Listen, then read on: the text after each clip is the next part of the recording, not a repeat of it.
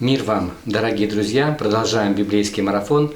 Сегодня 330-й день, остается 35 дней до его завершения. В Ветхом Завете мы читаем книгу пророка Иезекииля, главы 36 и 37, а в Новом Завете 3 главу 1 послания апостола Петра.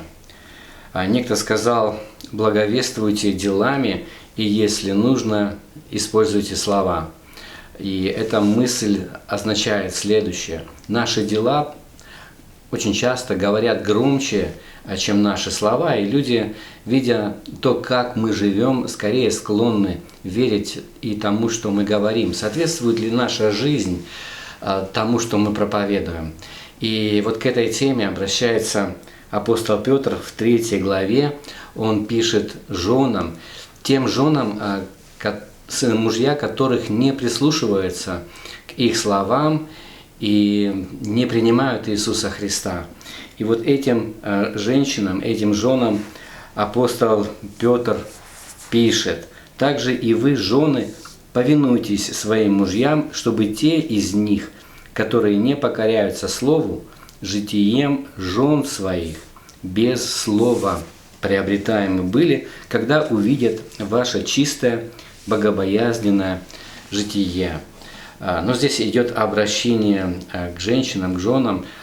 Конечно, в те времена они были, они не пользовались такой властью, которой пользовались мужчины, и мужчины далеко не всегда прислушивались к тому, что жены говорят. И вот здесь апостол Петр говорит о том, что на первое место могут выйти их дела, чтобы мужья обратили внимание на их поведение, которое, возможно, изменилось с тех пор, как они приняли Иисуса Христа, и, увидев эту разницу, поняли, что эта разница не могла появиться сама по себе, что то, во что они верят, изменяет их жизнь. Значит, это какая-то реальность, которую они, может быть, сейчас еще не видят, но могут принять.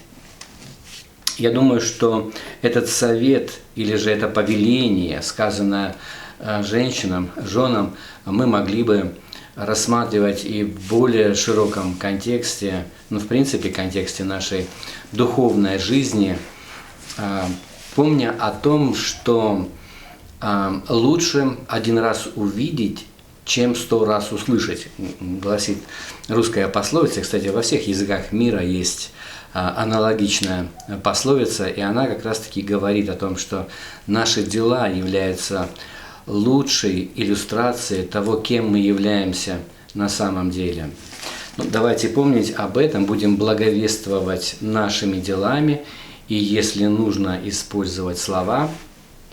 Но, кстати, не надо забывать про слова также, правильно? Потому что люди должны понимать источник тех перемен, которые происходят с нами, чтобы они не приписывали все хорошее, что произошло в нашей жизни, нам самим, а видели вот этот источник благословений, видели самого Господа Иисуса Христа, которого мы представляем здесь на земле.